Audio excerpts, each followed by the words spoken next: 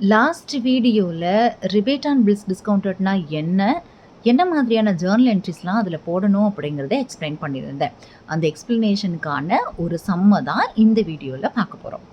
The trial balances of Kabir Bank Limited as on 31st March 2017 show the following balances. Okay, ஒரு Kabir bank limited பற்றின information இங்கே கொடுத்துருக்காங்க. Interest earned including discount on bills.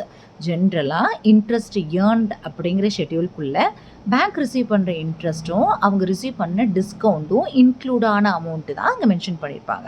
So அப்படி இன்க்ளூடான amount தான் 45,40,600. So rebate on bills discounted 1/4/2016. அப்போ 31st March 2017 closing டேட்டாக இருந்தால் 1/4/2016 அப்படிங்கிறது opening date தான். அப்போ இது opening rebate on bills discounted, then closing rebate on bills discounted. Unexpired டிஸ்கவுண்ட்டுங்கிற வேர்டு கொடுத்துருக்காங்க. அன்எக்ஸ்பயர்டு டிஸ்கவுண்ட்னாலும் ரிபேட் ஆன் பில்ஸ் டிஸ்கவுண்ட்னாலும் ஒன்று தான்.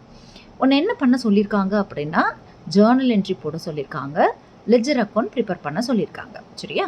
ஸோ ஃபர்ஸ்ட் நாம் ஜேர்னல் என்ட்ரி ப்ரிப்பேர் பண்ணிடலாம். ஓப்பனிங் ரிபேட்டை வச்சு ஓப்பனிங் ஜேர்னல் போட போகிறோம்.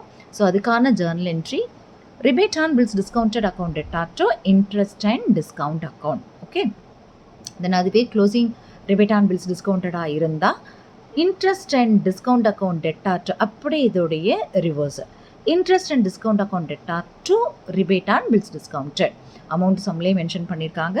நீ எடுத்து அப்படியே போஸ்ட் பண்ண வேண்டியதுதான். Then last journal profit and loss அக்கௌண்ட்டுக்கு ட்ரான்ஸ்ஃபர் பண்ண வேண்டியது. ஸோ செப்பரேட் ஒர்க்கிங்ஸ் சொல்லியிருந்தேன். டிஸ்கவுண்ட் ரிசீவ்லேருந்து ஓப்பனிங் ரிபேட்டை ஆட் பண்ணணும், க்ளோசிங் ரிபேட்டை லெஸ் பண்ணணும், வரக்கூடிய பேலன்ஸை ப்ராஃபிட் அண்ட் லாஸுக்கு ட்ரான்ஸ்ஃபர் பண்ணணும்.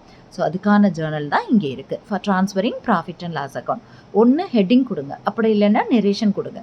ரெண்டுமே இல்லாமல் ஜேர்னல் எழுதுகிற அப்படின்னா இட் இஸ் இன்வாலிட்.